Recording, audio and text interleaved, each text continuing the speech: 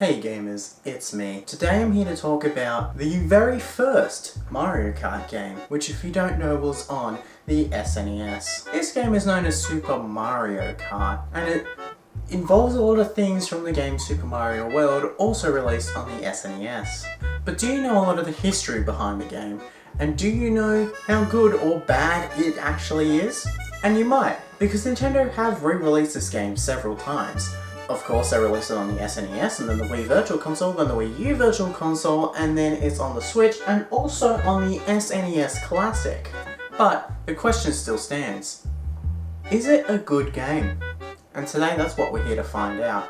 So I'm going to take you on a journey, and we're going to discover Super Mario Kart on the SNES Classic.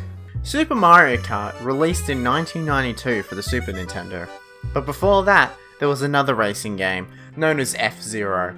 F-Zero was a fast-paced, single-player racing game. After the creation of F-Zero, they wanted to make a racing game that has two players on the same game's screen. This would mean the tracks would have to be more simple than F-Zero. This led to Super Mario Kart. Super Mario Kart has 4 cups, all with 5 courses, instead of the now usual 4.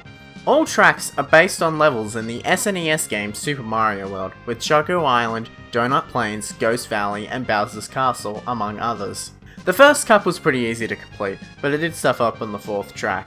The thing about this game is that there's a life system. The life system works a lot like the normal 2D Mario games, where you start off with 3 lives. I think the main idea behind this game was to make it like a regular Mario game, but with cards.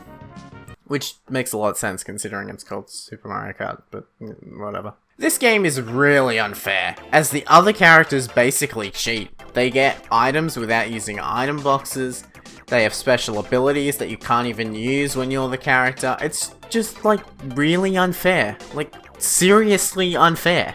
All the tracks are also extremely simple, with the only obstacles being the corners and the other players. It also doesn't help that all the tracks are basically the same thing, as in, there's like 4 Mario circuits. Something else that doesn't help is the fact that Mario Circuit and Donut Plains look pretty identical. Don't get me wrong, the game is fun, but it's also incredibly boring at the same time.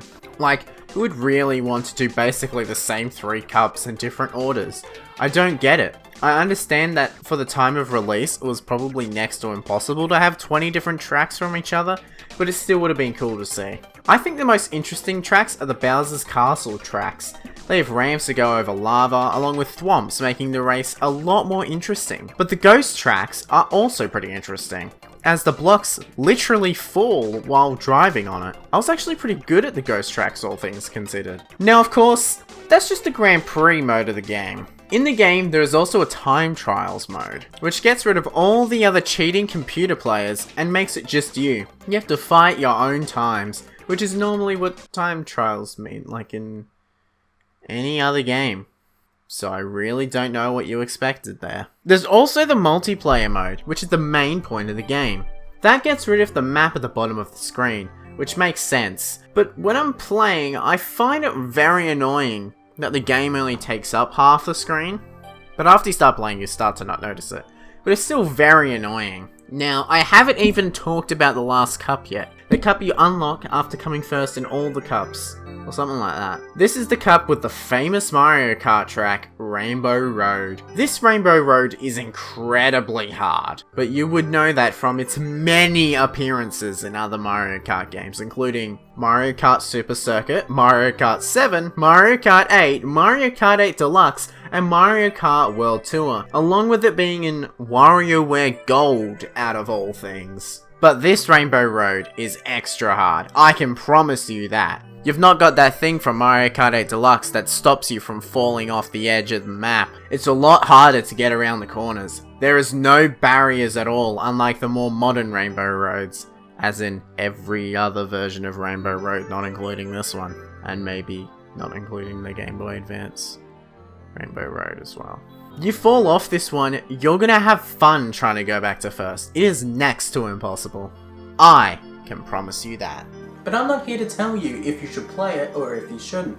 Now, you should if you do have access to it, either on Nintendo Switch Online or the SNES Classic. But should you go out and buy it for the original SNES or buy it on the Wii U Virtual Console, or if you already have it on the Wii, well then play it, no one's stopping you.